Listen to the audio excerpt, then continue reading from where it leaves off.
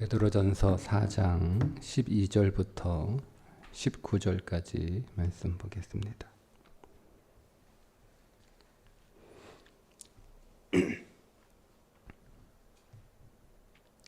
함께 읽습니다. 사랑하는 자들아, 너희를 연단하려고 오는 불시험을 이상한 일 당하는 것 같이 이상히 여기지 말고 오히려 너희가 그리스도의 고난에 참여하는 것으로 즐거워하라. 이는 그의 영광을 나타나실 때에 너희로 즐거워하고 기뻐하게 하려 함이라. 너희가 그리스도의 이름으로 치욕을 당하면 복 있는 자로다. 영광의 영 곧 하나님의 영이 너희 위에 계심이라. 너희 중에 누구든지 살인이나 도둑질이나 악행이나 남의 일을 간섭하는 자로 고난을 받지 말려니와 만일 그리스도인으로 고난을 받으면 부끄러워하지 말고 도리어 그 이름으로 하나님께 영광을 돌리라. 하나님의 집에서 심판을 시작할 때가 되었나니 만일 우리에게 먼저 하면 하나님의 복음을 순종하지 아니한 자들의 그 마지막은 어떠하며 또 의인이 겨우 구원을 받으면 경건하지 아니한 자와 죄인은 어디에 서리요. 그러므로 하나님의 뜻대로 고난을 받는 자들은 또한 선을 행하는 가운데 그 영혼을 미쁘신 창조주께 의탁할지어다. 아멘. 자, 오늘 말씀은 고난에 대한 성도의 올바른 인식, 또 올바른 태도에 관한 권면의 마무리라고 할 수 있는 내용들입니다. 고난에 대해서 이제 앞에서 했던 모든 말들을 다시 한번 정리해 주는 내용이다라고 할 수 있는데, 고난이란 무엇이냐, 이렇게 5가지로 정리를 합니다. 자, 12절에 보면 고난은 성장과 성숙을 위한 연단이다. 사랑하는 자들아, 너희를 연단하려고 오는 불시험을 이상한 일 당하는 것 같이 이상히 여기지 말라.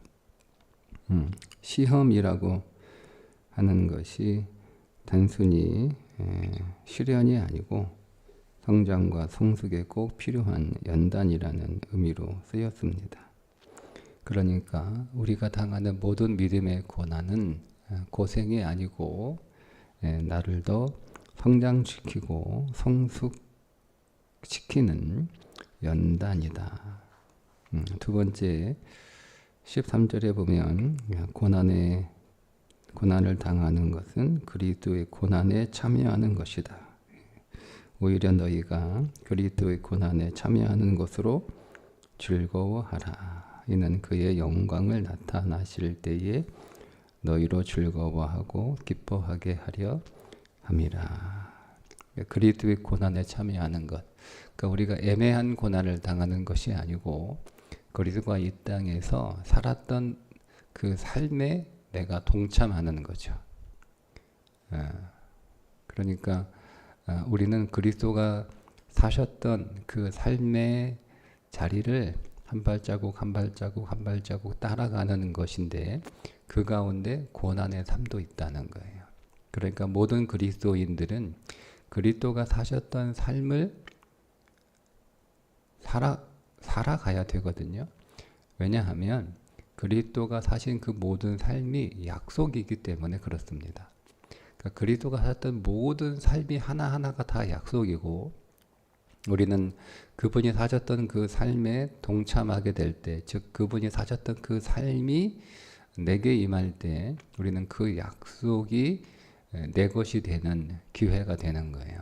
그래서 그리스도가 사셨던 그 모든 삶이 우리에게 약속인데 그리스도가 하셨던 그 삶 가운데 고난의 삶도 있었으니 그 고난의 삶 속에 우리가 참여함으로 고난 속에 담긴 약속을 우리가 얻게 되고 그 약속을 누리게 되는 일이니 즐거워하라, 이렇게 말씀하고 있는 겁니다.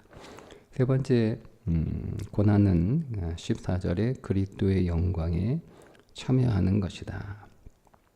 너희가 그리스도의 이름으로 치욕을 당하면 복 있는 자로다. 왜냐하면 영광의 영 곧 하나님의 영이 너희 위에 계심이라. 우리가 고난을 당하는 것은 그리스도의 영광에 참여하는 것이다. 그런데 고난을 당하는 이유가 있죠. 그리스도의 이름으로 치욕을 당하면입니다. 그러니까 모든 고생이 고난은 아니에요. 그러니까 우리는 고생과 고난을 좀 이렇게 구분해서 봐야 되는데, 우리의 죄 때문에 당하는 고생이 있죠.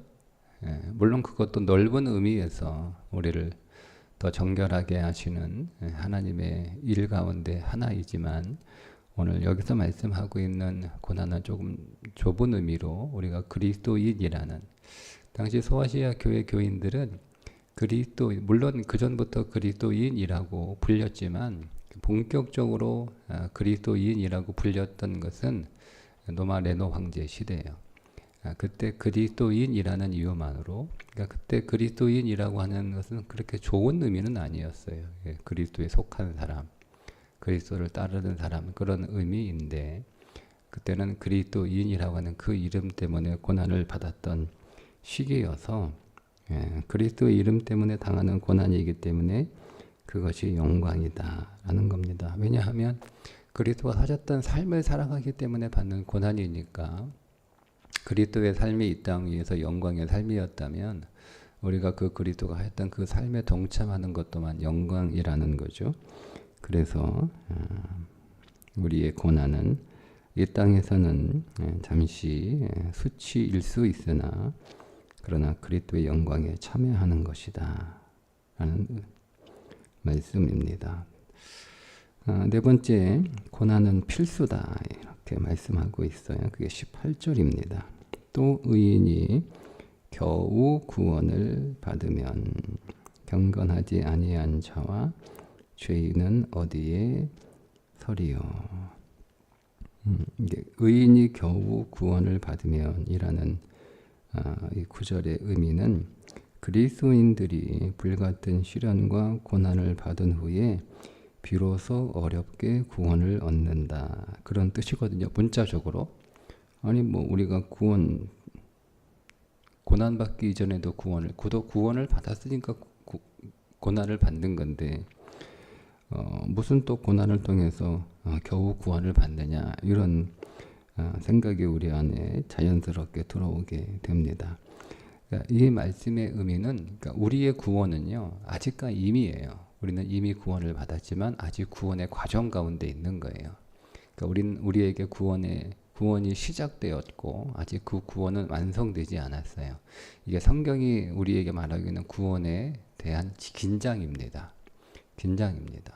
그러니까 우리는 내가 한번 예수 믿으면 그것으로 끝난다. 물론 그 구원이 취소될 수는 없어요. 그런데 구원은 말씀드린 것처럼 내가 하나님의 자녀가 되는 것으로만 되는 건 아니잖아요.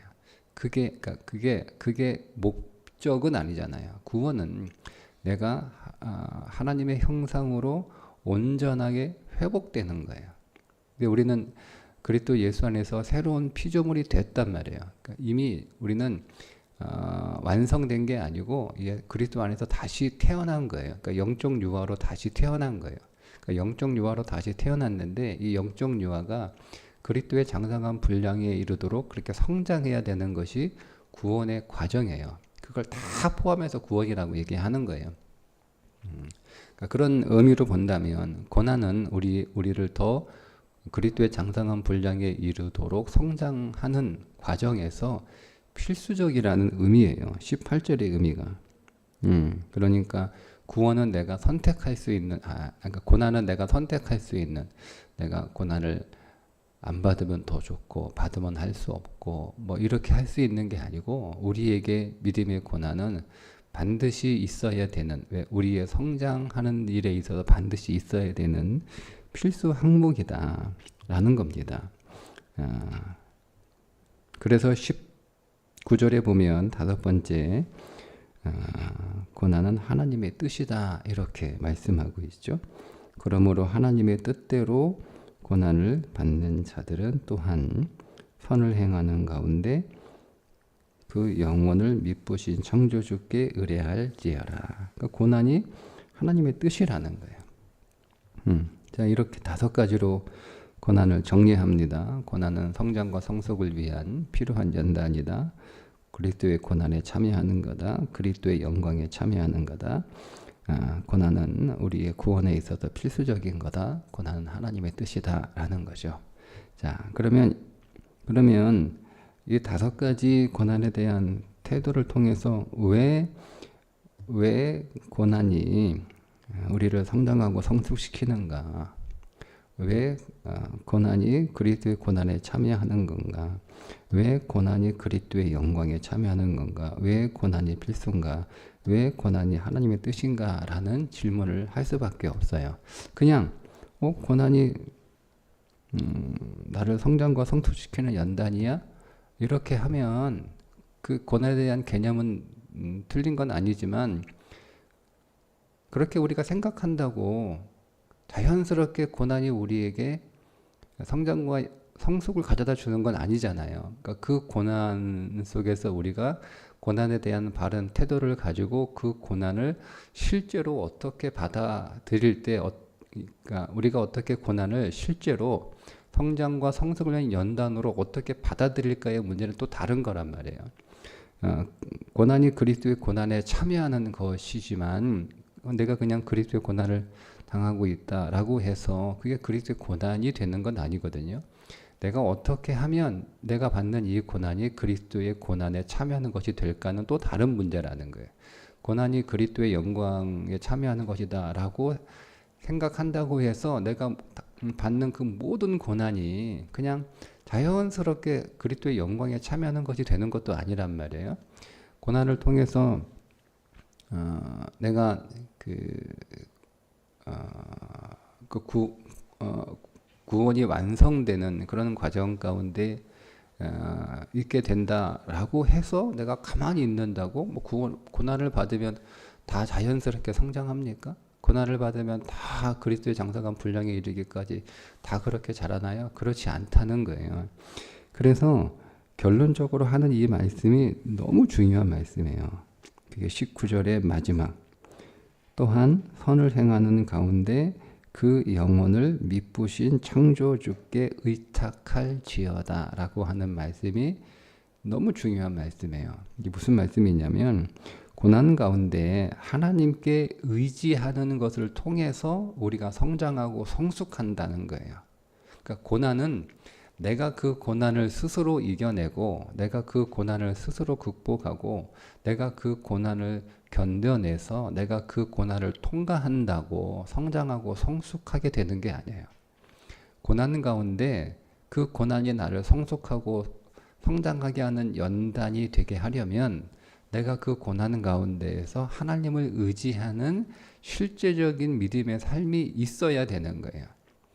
그러니까 내가 고난을 통해서 그 고난 때문에 하나님을 더 의지하게 되면 내가 믿음으로 더 성장하고 더 성숙하게 된다는 거죠. 그러니까 고난이 나를 성숙하게 하고 성장하게 하는 중요한 우리의 믿음의 요소이지만 그거를 내 힘으로 극복하고 내 힘으로 이겨내라고 그렇게 하는 게 아니고 하나님을 의지하라고 주신 하나님의 뜻이 있다는 거예요. 그러니까 우리는 고난 가운데 하나님을 의지할 때 미쁘신 창조주잖아요. 미쁘신 창조주. 그냥 하나님 아니고 모든 것들을 창조하시는 그 하나님께 우리가 의지하면 고난이 우리에게 성장과 성숙을 가져온다는 거예요. 자, 우리가 그리스도의 고난에 참여하는 것도 우리의 모든 고난이 그리스도가 당하신 그 고난이 되려면 그리스도가 그 고난 중에 하나님을 의지하셨던 것처럼 우리도 고난 중에 하나님을 의지할 때 그 고난이 그리스도가 당하신 고난이 되는 거예요. 그러니까 우리가 당하는 모든 고난이 다 그리스도가 당하신 고난으로 그냥 이렇게 삼을 수 없는 거예요. 그러니까 그리스도와 상관없는 고난이 될 수 있다니까요. 내가 당하는 모든 고난이 실제적으로는 그리스도의 고난에 참여하는 건데 그 그리스도가 참여하신 그 고난과 같은 고난이 되려면 내가 그 고난 중에 하나님을 의지하는 삶이 있어야 되는 거예요. 그래야 그 고난이 그리스도가 당하신 고난과 같은 고난이 되는 거고, 아니면 내가 고난 중에 하나님을 의지하는 일이 없고 그냥 고난을 내 몸으로 다 이렇게 받아들이게 되면 그 고난은 그리스도가 당하신 고난임에도 불구하고 내게는 그리스도와 상관없는 고난이 되는 거예요. 그러니까 성장이 없죠. 그리스도와 상관이 있는 고난이 되어야 그 고난이 내게 성장과 성숙을 가져오는 거고, 그래야 그 고난이 영광이 되는 거예요. 우리가 고난 중에 하나님을 의지할 때 그 고난이 그리스도의 영광에 참여하는 거예요. 왜냐하면 우리가 고난을 내가 내 스스로 그 고난을 견디고 이겨내고 극복하고 그래서 그 고난 가운데 성공하면 그것은 나의 영광이죠. 내가 잘한 거예요. 그러니까 그것이 영광스럽긴 하지만 그거는 나의 영광에 불과한 거예요. 그런데 그 고난 중에 내가 하나님을 의지하여 하나님의 능력과 하나님의 은혜로 그 고난을 내가 이기고 있다면 그 고난에 나타나는 영광은 하나님의 영광이에요. 그게 그리스도의 영광이잖아요. 그래서 내가 고난이 우리에게 영광이 되려면 그 고난 중에 하나님을 의지하는 일이 있어야 되는 거예요. 그래야 그리스도의 영광에 참여하는 것이 되는 거죠. 그래서 고난이 필수인 거예요. 우리가 고난을 당하지 않으면 하나님을 의지하지 않아요. 그러니까 모든 고난을 당하는 사람들이 다 하나님을 의지하는 것은 아니지만, 그러나 하나님을 의지하고자 하는 사람들은 고난이 그들에게 필수인 거예요. 사람은 고난이 없으면 하나님을 의지하지 않아요. 고난이 없이 하나님을 의지하는 일은 성경에 나오지 않아요. 모든 하나님을 의지했던 사람들은 공통적으로 고난을 당합니다. 그래서 고난이 필수인 거예요. 우리가 하나님을 의지하는 것이 우리의 삶의 복이고 생명이고 그것이 성장이고 성숙이고 그것이 영광이기 때문에 그래서 고난이 필수인 거예요. 그런데 그 고난이 필수이지만 모든 사람이 다 그래서 고난을 당하지만 모든 고난을 당하는 사람이 다 하나님을 의지하는 것은 아니다. 그러니 오늘 우리가 고난 가운데에서 꼭 기억해야 될 건 이 고난으로 내가 하나님을 더 의지하리라. 하나님을 의지하는 모습이 그 삶이 더 나타나야 된다는 거죠. 그래서 하나님의 뜻이라는 말씀도 나오는 거예요. 왜? 고난은 하나님을 더 의지하라고 주신 것이기 때문에. 특별히 이스라엘 백성들이 그들의 역사 안에서 고난을 당했던 이유는 딱 하나 정리가 되잖아요. 하나님을 의지하지 않았기 때문에 그들이 고난을 당합니다. 하나님을 의지하지 않고 다른 것들을 의지하잖아요. 우상을 의지하거나 다른 나라들을 의지하거나 자신들의 가진 것들을 의지하거나 그런 것들을 의지하니까 하나님께서 수차례 경고를 하시잖아요. 그런 것들을 의지하지 말고 나를 의지해라. 왜 나를 떠나냐? 왜 나를 버리냐? 왜 나를 외면하냐? 왜 나를 무시하냐? 계속 하나님께서 선자를 통하여 경고하시잖아요. 그럼에도 불구하고 알아듣지 못하니까 결국 하나님은 인내하시고 기다리시다가 이제는 도저히 그들에게 징계를 내리지 않으면 그들이 하나님께로 다시 돌아오지 않을 거라는 판단을 하셨고, 그래서 그들에게 고난을 내리시잖아요. 그게 심판이었어요. 그리고 그들은 그 고난을 통해서 더욱 하나님이 그들의 의지할 분이라는 것을 깨닫게 되죠. 여러분, 우리가 모든 고난을 당하는 사람이 하나님을 의지하지 못하는 이유는 그들이 고난 중에서 하나님이 나의 의지할 분이라고 하는 것을 깨닫지 못하기 때문입니다. 그러니까 우리가 고난 가운데 하나님을 의지하기 위해서는요, 하나님이 내가 의지할 분이라는 깨달음이 있어야 되는 거예요. 근데 그러면 반대로 얘기하면 고난은 하나님이 나의 유일한 의지할 피난처요, 산성이요, 요새요, 반석이심을 깨닫게 해주는 하나님의 선물이라는 거예요. 그러니까 고난은 하나님이 어떤 분인지를 우리에게 드러내시는 하나님의 계시의 한 방편입니다. 하나님은 여러 모양으로 우리를 당신이 어떤 분이신지를 계시해 주시는데 그 가운데 고통, 고난이라는 것을 통해서 우리에게 하나님의 어떤 분이신지를 계시하시기도 해요. 그러니까 고난은 우리가 하나님을 더 아는 일종의 학습장이기도 하고, 그래서 그 고난을 우리가 잘 받으면 학습을 잘 받는 거잖아요. 수업을 잘 받는 거니까 그 수업을 통해서 우리는 하나님이 어떤 분인지를 더 잘 깨닫게 되고, 그 깨달음을 통해서 하나님을 더 의지하게 되니, 하나님을 의지한다는 것은 하나님의 것을 내 것으로 쓴다는 거예요. 그러니까 우리는 내 것만 가지고 살아가다가 내 것만 가지고 살아가는 삶이 결과적으로 우리에게 고통이잖아요. 그런 삶을 살아가다가 그 고난의 고통을 통해서 하나님을 우리가 더 분명하게 실제로 깨닫게 되고, 이제 그 하나님이 나의 의지할 요새요 산성이심을 고백하게 되므로 하나님의 것을 내 것으로 쓰는 일이 우리에게 일어나게 되는데, 그 하나님의 뜻을 위해서 우리에게 고난이 있다라고 말씀하고 있는 거예요. 다시 결론을 내리면 고난은 뭐냐? 한마디로 고난은 뭐냐? 하나님을 의지하게 만드는 것이다. 하나님을 의지하여 하나님의 것을 내 것으로 쓰게 하시는 일이다 라는 거예요. 그렇게 우리가 하나님을 의지할 때 우리는 그 고난을 통하여 성장하고 성숙하고 그리스도의 영광에 참여하게 되고, 그리스도의 장성한 분량에 우리가 이르게 되는 놀라운 선물을 받게 되는 것이다 라고 오늘 말씀이 우리들에게 정리해 주고 있습니다. 그러니 믿음의 삶은 하나님을 더 의지해 가는 거예요. 하나님을 더 의지해 가는 거. 믿음의 삶은 하나님으로부터 더 독립하는 삶이 아니에요. 그게 둘째 아들이 했던 큰 오류였습니다. 믿음은 하나님으로부터 독립하는 게 아니고, 믿음은 하나님을 더 의지하는 거예요. 시간이 갈수록 하나님을 더 의지하는 거예요. 하나님을 의지하는 항목이 과거에는 되게 큰 항목들이었어요. 내 힘으로 할 수 없는 것들이라고 생각되는 큰 항목들만을 가지고 우리는 하나님을 의지하는 일을 삼았어요.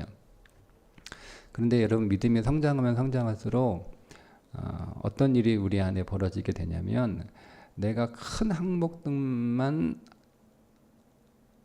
하나님이 필요한 게 아니고 내가 스스로 할 수 있다고 여겨졌던 작은 것들도 하나님이 필요하다는 것을 인식하고 깨닫는 거예요. 그 믿음의 성장은 작은 일들은 스스로 할 수 있는, 스스로 해결할 수 있는 일들이 더 많아지는 게 믿음의 성장이 아니고요. 믿음의 성장은 스스로 할 수 없는 할 수 없는 일들이 더 많아지는 거예요. 그래서 옛날에는 큰 문제, 큰 제주제, 큰 어떤 인생의 요소들만 가지고 하나님을 의지했는데, 믿음이 성장할수록 큰 것만 하나님을 의지하는 게 아니고 그보다 작은 거, 더 작은 거, 더 작은 거, 뭐 그런 것 가지고 그냥 알아서 하면 되지, 뭐 그런 것 가지고 하나님을 찾아, 이런 소리를 들을 만큼 아주 내 인생의 작고 사소한 문제까지도 하나님이 없으면 할 수 없다라는 그 믿음에 도달하게 되는 것, 즉 나는 전적으로 무능하다라고 하는 것 도달하게 되는 것. 세상은 내가 전적으로 무능하다라고 인식하고 깨닫는 것을 무력과 무능이라고 얘기를 한단 말이에요. 그러니까 세상은 자기를 계속 더 키워가는 거예요. 이게 모든 종교와 기독교의 결정적인 차이예요. 세상의 모든 종교는 자기를 계속 확장시키고 확대하고 더 강하게 만들어내는 거예요. 그런데 기독교는 아니에요. 기독교는 철저하게 자기 자신을 무력하고 무능한 존재로 인식하는 거예요. 그러니까 삶의 실질적인 결과는 하나님을 더 많이 의지하니까 삶의 모든 결과는 훨씬 더 잘 돼요. 훨씬 더 잘 돼요. 근데 세상은 삶의 모든 것이 훨씬 더 잘 되면서 동시에 자기가 더 확장이 되는 거잖아요. 이게 세상이에요. 근데 그리스도인의 삶은 하나님을 의지함으로 내가 내 스스로 했던 삶보다 훨씬 더 삶이 좋아지고 나아지고 훨씬 더 강해지고 훨씬 더 좋아진단 말이에요. 그런데 그 안에서 그 자신은 확장되는 게 아니고 계속 더 작아지는 거예요. 예. 이 차이가 있어요. 그러니까 믿음은 내가 더 하나님을 의지한 요소가 더 많아지는 거예요. 더 많아지는 거예요. 내가 무력해지지만 그러나 내 삶은 더 강해지는 거예요. 내가 더 무력해질수록, 내가 더 무능해질수록 더 강해지는 거예요. 그게 사도 바울이 고백했던 믿음의 고백이에요. 그러니까 오늘도 우리가 하나님 앞에서 더 연약해지고 더 작아져서 어제 할 수 있었던 일들은 오늘 하나님 앞에 할 수 없는 일들이 되고, 그래서 어제 내가 했던 그 일이 오늘 나는 할 수 없어서 하나님께 그 일을 의탁함으로 하나님이 하셔서 어제보다 더 나아지는 삶이 믿음의 삶인 거죠. 오늘도 하나님을 더 의지하심으로 우리는 약해지지만 우리의 삶은 더 강해지고 더 좋아지는 그런 하루가 되시기를 주님의 이름으로 축복합니다. 기도하겠습니다. 하나님 아버지, 오늘 우리에게 고난의 의미와 고난의 이유를 말씀해 주셔서 감사합니다. 우리의 모든 고난은 결국 하나님을 더 의지하게 하셔서 나로 살지 않고 하나님으로 살게 하시려는 하나님의 놀라운 뜻이 있음을 더 깨닫고 더 발견하게 하셔서 오늘 우리는 하나님 앞에 더 작아지고 더 약해지고 우리의 삶은 하나님이 행하시고 하나님이 일하심으로 더 강해지고 더 잘 되는 하루가 되게 해 주옵소서. 예수님의 이름으로 기도합니다. 아멘.